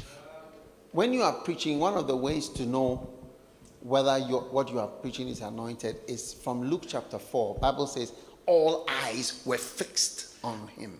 Zao ny alalana hoe misy ositra ny toriteninao dia amin'ny Luka 4:4 ozy izy ny maso rehetra ozy izy dia mibanjina anazy. Look, Jereo you zao. see the eyes fixed on you. Mibanjina anahy daholo zao maso rehetra. Yes. Yeah.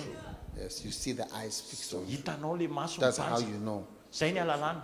That's the difference. Zay ny mahasamihafa. Yes. Eny hoe misy ositra na tsisy ositra le Wide fampianarana. eyes. Yes. Yes. Oh, look at them. Jereo ngery zareo hoe Look at them. jereo izy rehetra. All eyes were fixed on him. Mibanjina azy ny maso rehetra. But he was anointed. He said, Zay ny he said, the Spirit of the Lord is upon me. ozy izy dia sao zay fanahy. You can turn around and look if you want. Jereo nge e. It's Zao. wonderful.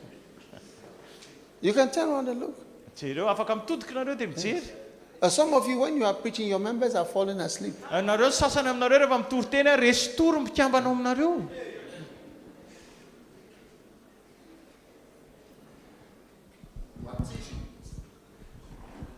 Huh?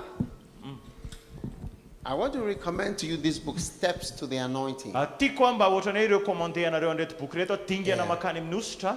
What I'm preaching to you is from this book, Steps to the Anointing. Zavatra toriko aminao avy amin'ity boky ity dingana ho amin'ny ositra. And what I'm preaching to you is from this little book, Avy amin'ity Catch boky the ity Anointing. ihany koa sambory ny ositra. And what I'm preaching to you is from this book, The Anointed and His Anointing. Avy amin'ity boky ity ihany koa ny voaositra sy ny ositra. And what I'm preaching to you is from this book, The Sweet Influences. Dia Of avy the amin'ity boky ity ihany koa ny fefitaomana mamy ny ositra. Yes. Now, Zao there's power here. misy ereto. God is calling you. Andriamanitra miantso anao. I'm not preaching for nothing. Zaho tsy mitoriteny amin'ny tsinitsinina akory. I'm not preaching for nothing. Zaho tsy mitoriteny hoe It's because God is calling you. fa Andriamanitra miantso anao. Yes. Eny. Don't think that the call is something that is outside of you. Aza eritrereto hoe ny antso dia ohatrany hoe zavatra ny ivelany ihany tsy hita maso. If you are young, Raha tanora ianao, if you failed, raha ketraka ianao, if you have problems, raha manana olana ianao, if you have an inferiority complex, raha manana fanambaniteny ianao, welcome dia tsara zany. to the club of the called. Tongasoa zany ao amin'ilay groupe-ny olona natsony ianao. Amen. Amen. Amen. God is going to use you mightily. Ho ampiasain'Andriamanitra mahery vaika ianao. I'm going to give an invitation Te hanome fanasana te hanasa people. ho an'ny olona to come to Bible school in Ghana. ho avy any amin'ny sekoly baiboly any Ghana. One of the reasons is just for the experience even of traveling. Antony anankiray dia ho an'le fahatsapana an'le hoe mivoyage na dia izay And ihany. just for the experience of being international. Na le fahatsapana hoe international maneran-tany ianao any amin'ny firenen-kafa. And just for the experience of learning about ministry. Amin'le fahatsapana ihany koa na le traika hoe hianatra momba ny asa fanompona. I'll give you this opportunity. Meko anao zany fahafahany zany. Because maybe if I give you this opportunity, Satria raha meko anao zany fahafahany zany angamba, it will help you to fulfill your calling. anampy anao atateraka ny antsonao. Colossians 4:17. Kolosiana Say 4:17 to Archippus, teneno izy any Arkipo, take heed to yourself mitandrema ny amin'ny tenanao that you fulfill your calling. mba ho tateraka ny asa fanomponao sy ny antsonao. Amen. Amen. Amen. Amen. Are you listening to me? Mihaino anavy ianareo e? A call is to receive a talent from God, Ny antso ihany koa dia mandray talenta avy amin'Andriamanitra. a gift, Fanomezana. an office. Ohatrany hoe mahazo toerana anompona. It's a wonderful thing. Tena zavatra mahafinaritra zany. Amen. Amen. Finally, Farany a, the limitations of your calling. ireo fetran'ny antsonao. Amen. Amen. Your calling has a limitation. Misy fetra ny antsonao. You see, God has levels. Manana refy Andriamanitra. Amen. Amen. Amen. Amen. We don't all receive everything. Tsika tsy mandray, tsika rehetra tsy hoe mandray ny zavatra If you rehetra. were God, Raha ianao ny Andriamanitra, you wouldn't give everything. ianao tsy hanome ny rehetra zany. You would give something Manome sasany ianao. and see how He operates with it. Dia mijery hoe ahoana ny esany amin'iny. Amen. Amen. God, John 3:34, God giveth not the Spirit by measure to him. Hozy ny ten'Andriamanitra Jauna 3:34 fa tsy misy fetra hozy izy ny fanomezan'Andriamanitra ny fanahy ho azy. That means you can be given the Spirit by measure. Zany hoe ianao zany afaka omena ny fanahy amin'ny refy hatrany hatrany. Amen. Amen. And you must realize your limits Dia mila when it hitanao comes amin'ny to the fetranao call of God. rehefa mahakasika ny antson'Andriamanitra. Amen. Amen. Chapter 7. Toko a fahafito. What is in your heart? Inona ny ao am-ponao? Love not the world, neither the things that are in the world. If any man loves the world, the love of the Father is not in him. Aza ty an'izao tontolo izao na izay zavatra amin'izao tontolo izao, raha misy olona ty an'izao tontolo izao dia tsy ao anatiny any fitiavana ny ray. Amen. Amen. Every step of your journey, Ary ireo dingana rehetra midianao you must be filled with the love of God. mila feno ny fitiavan'Andriamanitra ianao, fitiavana Otherwise, n'Andriamanitra. Raha tsy zany, God cannot fulfill his great call in your life. raha tsy zany tsy afaka ho tanterahan'Andriamanitra le antsony lehibe amin'ny fiainanao. There are pastors today who love business more than they love God. Misy pastera tia fandrarana business mihoatra ny fitiavana n'Andriamanitra. Yes, love not the world. Ozy izy hoe aza tia an'izao tontolo Love izao not the ozy izy. world. Aza tia an'izao tontolo izao. They love money. Tia vola. I had a pastor, Manana pastera I could see that he loved money hitako mihitsy hoe tia vola so izy. much. Tena tia vola He was be. always in love with money. Izy tena tia vola raiky tia amin'ny vola mihitsy. And money destroyed him. Dia vola no nanapotika azy. Everything for him was about the world. Ny zavatra rehetra mahakasika azy dia izao tontolo And izao money. daholo. Dia vola. And so he made shipwreck of his whole ministry. Dia tena vaky sambo izy tamin'ny asa fanompony. Love not the world, neither the things that are in the world. Aza tia an'izao tontolo izao izy na ireo zavatra eo amin'izao tontolo izao. To be in the ministry, Hoe ao anaty asa you fanompony must ianao, be moved by love. dia mila mihetsika amin'ny fitiavana ianao. Why am I here? Maninona kay ny eto? Because I love you. Satria tiako ianao. I love Madagascar. Tiako Madagaskar. I love the people God has sent me to. Tiako le olona nomen'Andriamanitra ahy. I love the work he has given to me. Tiako le asa nomeny anahy. I love the choice he has made for me. Tiako ireo safidy izay nomeny anahy. That's all. Zay fotsiny. Without that love, you cannot serve the Lord. Raha tsisy an'izay fitiavana izay tsy afaka ny manompo an'Andriamanitra ianao. There are people Misy olona who have works, manana asa. patience, different things they are doing, but God says you've left your love. Misy olona sasany asa sy ny sisany izay ananana fa ozy izy ny ten'Andriamanitra hoe niala tamin'ny fitiavanareo nareo. You've left your first love, Niala tamin'ny fitiavanareo voalohany nareo izy which Andriamanitra. also means you've left your love. Ny dikan'izany hoe niala tamin'le fitiavanao ianao. Yeah. Eny. Maybe we should read it. Revelations chapter 2. Andao vakitsika mihitsy le izy a. It says- Apokalipsy toko faharoa. And the angel of the church of Ephesus write, I know thy works, thy labor, thy patience. Thou canst not bear liars. You have borne, you've been patient, you've labored, and you've fainted. Nevertheless, I have something against you, because thou hast left thy first love. Verse 4. Revelations chapter 2 and verse number 4. Fa apokalypsy toko faharoa teny andiny fahefatra ary amin'ny andiny voalohany fantatro ny asanao sy ny fikelezanao aina sy ny faharetanao ary ny tsy fahazakanao izay mpanao ratsy ary ianao dia efa nizato toetra izay milaza ny tenanao apôstôly kanto tsy izy ary hitanao fa mpandainga izy ary manana faharetana ianao ka niaritra noho ny anarako sady tsy reraka kanefa mananteny aminao aho satria niala tamin'ny fitiavanao voalohany ianao. You've left love. Niala tamin'ilay fitiavana ianao. Do you love God? Ianao ve tia Do an'Andriamanitra? you love the ministry? Tianao ve ny asa fanompoana? Do you love his work? Tianao ve ny asany? Do you love him? Tianao ve izy? He said, I have this problem. Ozy izy hoe manana Pastors zao who izy. work without love. Ny pasteur izay tsy miasa miaraka amin'ny fitiavana. That's the first message to the first church. Zany ny hafatra voalohany ho an'ilay fiangonana Pastors voalohany. who are working without a love and a passion. Pasteur miasa nefa tsy misy an'ilay firehetana ary tsy misy an'ilay fitiavana tsony. I have attended many funerals. Za koa nanatrika fandevenana maro. Sometimes I look at the pastors Tena iray mijery an'ilay pasteur. and weddings too. Dia zao ny hitako a. And when they are mumbling through the ceremony, Dia rehefa migongonona izy mandritra an'ilay izy. Zany ny ataony. I wonder whether they have any feeling. Dia ohatra mieritreritra hoe mba misy fahatsapana ihany ve ao anatin'ireo.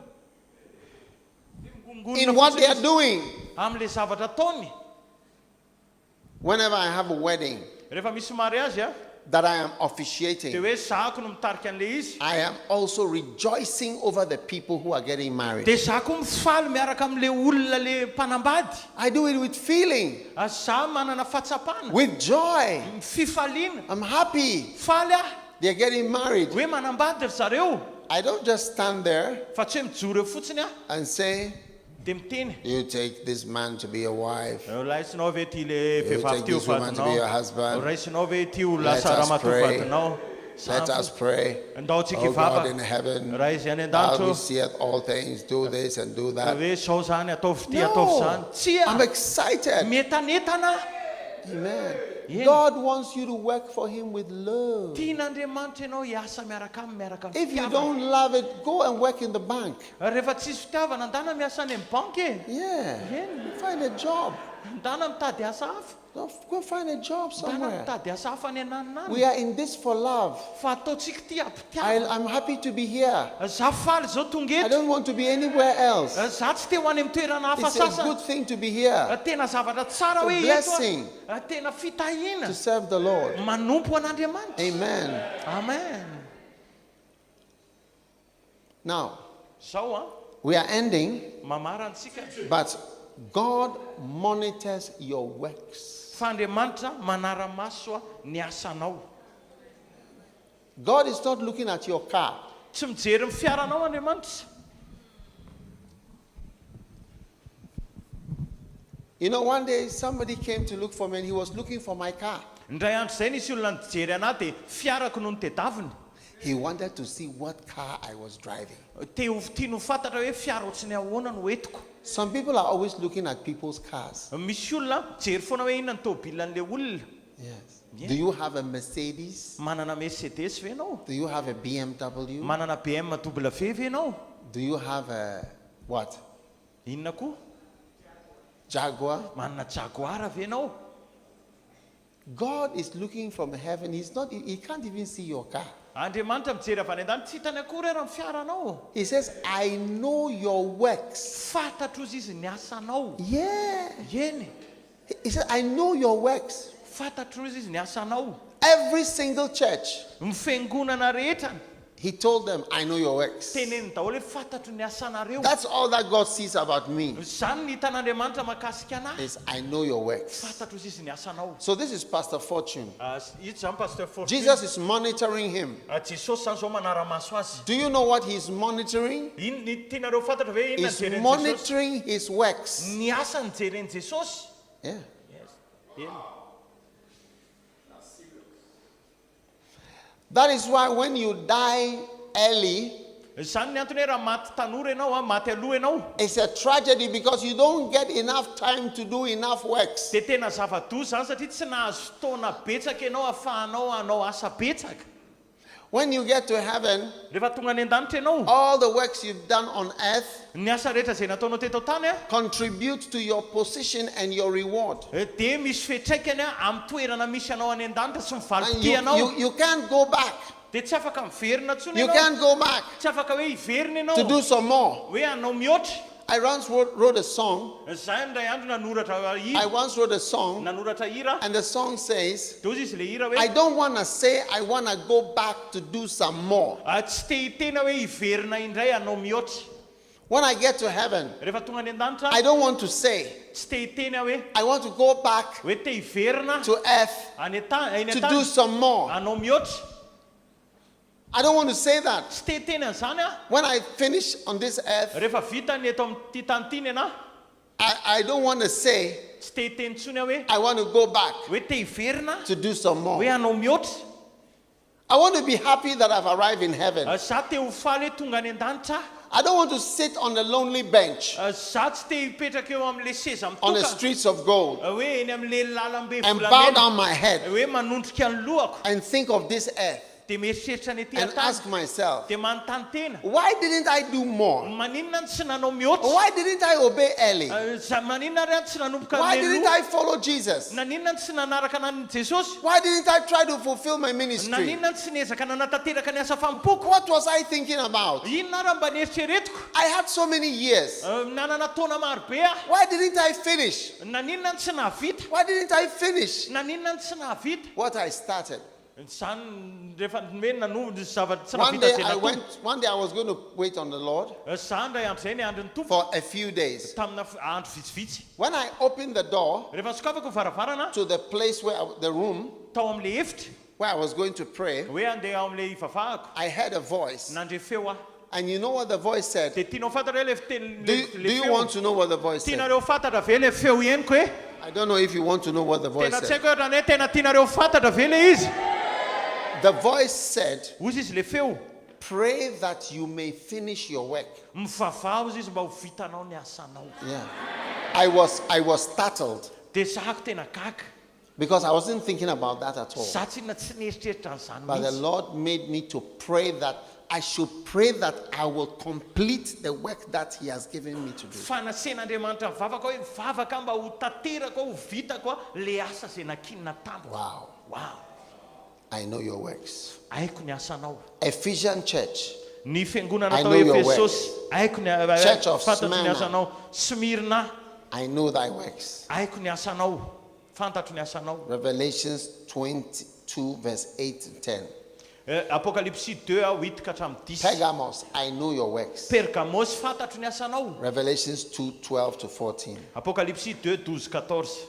Thyatira, I know thy works. Tiatira fantatro ny asanao. Revelations 2:18 to 20. Apocalypse 2 18 ka hatramin'ny 20. Sardis, I know thy works. Sardis fantatro ny asanao. Revelations 3:1 to 3. Apocalypse 3 1 3. Philadelphia, I know your works. Philadelphie fantatro ny asanao. Revelations 3:7 to 8. Apocalypse 3 7 And 8. the last church, Laodiceans, Revelations 3:14 to Farany 17. fiangonana farany Laodicea fantatro ny asanao. I know your 14 works. 17 fantatro ny asanao. Amen. Amen. Wow. Wow. Everybody say, I know your works. Tenene fantatro ny asanao e. I know your works. Fantatro ny asanao. God knows our works. Fantatr'Andriamanitra ny asantsika. Amen. Amen. Now, finally, Farany in 2 Peter chapter 1, ao amin'ny Petera faharoa toko voalohany we see the causes of barrenness. hitantsika eo zany ny ohatrany hoe ny kaozina hoe ny anton'ny fahamombana. What is barrenness? Inona zany hoe fahamombana? Barrenness means that the seed of the call entered your spiritual womb, but it did not bring forth anything. Dikany hoe momba ianao zany dia le voan'le antson'Andriamanitra niditra tao amin'le tranonjanaka ao ara-panahy fa tsy nahavita The niteraka le izy. seed of the call Le voan'le antso entered your womb, niditra tao amin'le tranonjanaka ao ara-panahy no fruit came out. fa tsisy vokatra nivoaka. Why is this? Fa maninona no There zany are miseho? 3 reasons. Misy antony anankitelo. Number 1, Voalohany a 2 Peter Petera faharoa chapter 1, toko voalohany verse 8 and 9. andiny fahavalo sy It fahasivy. says, he that lacketh these things is blind, cannot see far, and has forgotten that he was purged from his old sins. Fa izay tsy manana zany zavatra zany kosa izy dia toa jamba ka tsy mahajery lavitra sady nanadinony nanadiovana azy tamin'ny fahotany fahiny. Amen. Amen. So the first reason why this great call doesn't affect a lot of people is because, number 1, they are blind. Ny mahatonga an'le antso lehibe ohatrany hoe tsy manana fitraikany amin'le olona dia ny antony voalohany dia satria zareo jamba. Blind to hell. Jamba amin'ny elo. Blind to heaven. Jamba amin'ny lanitra. They can't see heaven. Tsy afaka mahita lanitra izy. I'm seeing heaven. Za mahita lanitra. There are rewards waiting for me. Misy valopity miandry anahy. Rewards waiting for everybody. Valopity miandry antsika rehetrany. Yes. Eny. Yesterday I was listening to some music, Maly ny eno hira.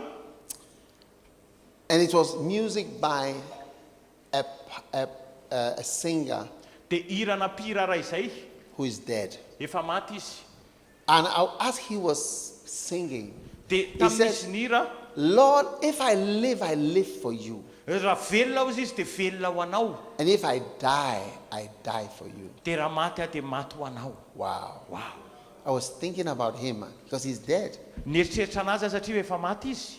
And I was thinking what this song means today. Dia eritreretiko hoe inona ny dikan'le hira androany. Because he's with the Lord. Satria izao efa any amin'ny Tompo. And I don't know whether he knew what it meant Dia tsy haiko hoe fatany ve le zavatra tiany ho tenenina. when he said, if I live, Hozy hoe raha velona aho I live for you. dia velona ho anao. And if I die, Dia raha maty aho, I die for you. maty ho anao koa. And he's no more here. Dia efa tsy eto tany intsony izy. Many Christians are blind to eternity. Kristianina maro jamba So amin'ny we are mandrakizay. not motivated Dia dia lasa ohatrany hoe tsy tena in a liana certain way. amin'ny fomba fiteny indray zany. Don't be blind to Asa heaven. jamba amin'ny lanitra ianao. Those of you watching online on Flow Church Live, don't be blind to heaven. Nareo Heaven will answer it all for us. ny lanitra maly ny zavatra rehetra ho atsika. Every quarrel, Ireo ady rehetra, every unhappiness ireo tsy fifaliana will rehetra be resolved in heaven. dia ho voavaha daholo any an-danitra. God will vindicate you, Andriamanitra and God will nafaka. explain many things. Andriamanitra nazavazavatra betsaka. Don't close your eyes Aza kipo ny masonao to heaven. amin'ny lanitra. Amen. Amen. When we don't see heaven, Rehefa tsy mahita ny we lanitra don't listen to the call. dia tsy mieno le antso You see, ianao I zany. am preaching to you about many are called. Za zao mitoriteny aminareo mahakasika le hoe maro ny nantsona. The problem is, Ny olana dia zao, we don't take the call of God seriously tsy raisitsika matotra le antson'Andriamanitra because we don't see heaven. satria tsy mahita ny lanitra tsika. Don't see me. Aza mijery anahy, Don't see anybody. aza mijery an'izany izy. See heaven. Lanitra Heaven will vanjina. make you obey your call. Ny lanitra ny atonga anao akatò ny antsonao. You know, in some years, I know many of us will not be alive. Afaka taona maromaro tsy ho maro amintsika tsy velona tsony. Let's say 50 years, Afaka 50 taona ohatra. or maybe 40, 50 years. 40 taona, 50 taona any. Most of us will not be here. Ny akamaroantsika efa tsy eto tany tsony. Yeah. Eny, It will be over. efa vita. This is our time to work. Zao ny fotoana esantsika nge. When you see heaven, Rehefa mahita ny lanitra ianao, the seed le vo, of the call, le voan'le antso it germinates in your dia soul. tena maniry ao anaty fanahinao. When you see hell, Rehefa mahita ny elo the ianao, seed of the call le voan'le also antso germinates. dia maniry ihany koa. You see the need Ny hitanao le filana for people to be saved. hoe ny olona mila voavonjy. In Madagascar, you have your graves all over the place. Ny eto Madagaskar ny fasanareo eraky ny toerana rehetra eny le I fasana. went to visit somebody and I saw his grave. The grave is just by the house. Zany na mangolona ray zay dia mifasana eo ivelany ery tokotaniny ery ihany. Where are the people? Aiza zao reny olona reny? Are they in heaven or in hell? any an-danitra ve sa any amin'ny elo? That's what matters. Zany ange ny zava-dehibe. Yes. Eny. Number 3, Fahatelo the third reason why the seed doesn't work is because you've forgotten. ny antony hoe tsy miasa le voa dia satria nanadino ianao. As I'm preaching about the call of God, Rehefa mampianatra an'le antson'Andriamanitra, many of you maro aminareo are remembering. dia mahatsiaro. You're remembering your call. Mahatsiaro ny antsonao. Yes. Eny, You're remembering your call. mahatsiaro ny antsonao. You remember Mahatsiaro how God called you. hoe ohatrany ahoana ny Why you antson'Andriamanitra anao. came here. Maninona ianao no tonga aty? Why you are alive. Maninona ianao mbola velonay? When people forget, Rehefa manadino ny olona, it's as though there's no call, ohatrany hoe tsisy antso zany, but there is a call. fa misy ilay antso. Amen. Amen. And finally, Ary farany, the reason why people's call doesn't germinate mahatonga an'le hoe antson'ny olona tsy maniry is because they cannot see far. tsy mahita lavitra izy ireo. They're just short-sighted. Ary zareo mahita akaiky fotsiny. Short-sighted means that you can see short, Ny dikan'izay dia hoe mahita akaiky but fotsiny you ianao, can't see far. fa tsy mahita lavitra. Many people don't plan beyond 2 years. Tsisy olona zany, maro amin'ny olona tsy manao planina mihoatra ny 2 taona zany.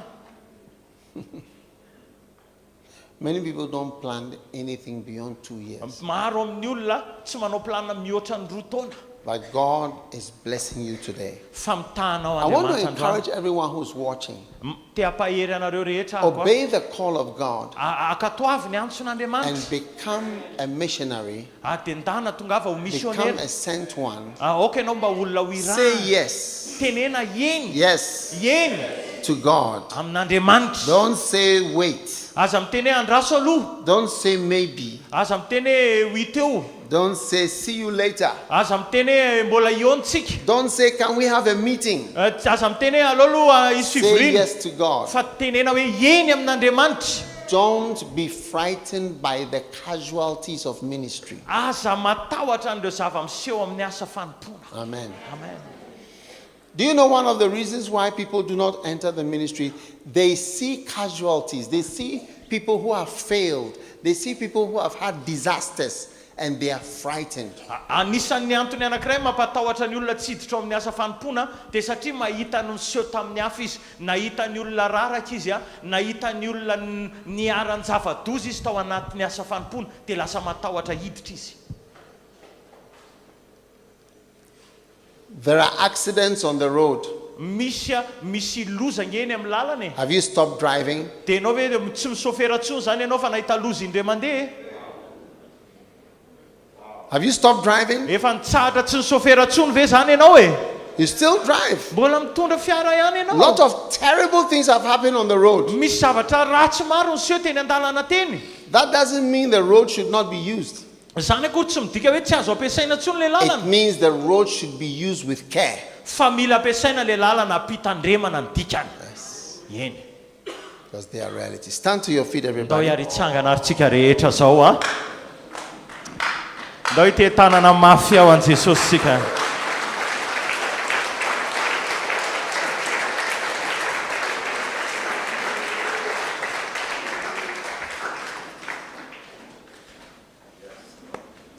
Lift your hands Asa anato ny tanantsika ambony a. and thank God for Ary the misaotra great an'Andriamanitra opportunity ny am'izao fahafahana that you lehibe have to be called. hoe natsona zany Many ianao. are called Maro ny natsona. by God. Natson'Andriamanitra. Father, Raha io thank you for the great opportunity misaotra ny am'izao fahafahana that you lehibe give to zao us. izay nomenao anay.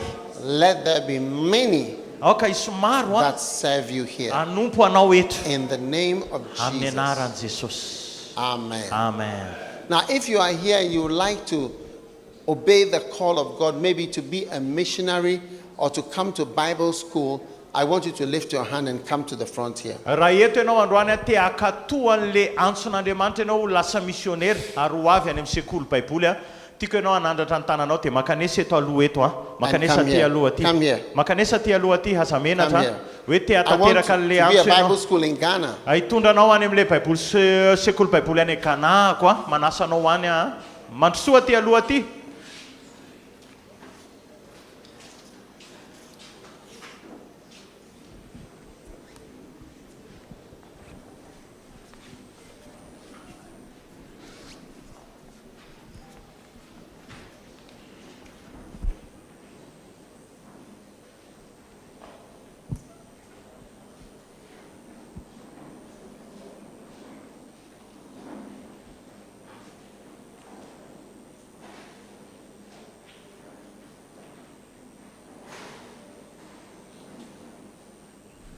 Hurry up, we are about to pray.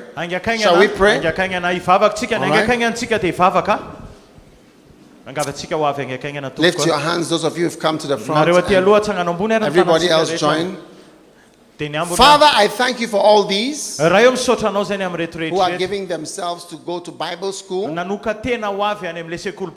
to take the call of God seriously.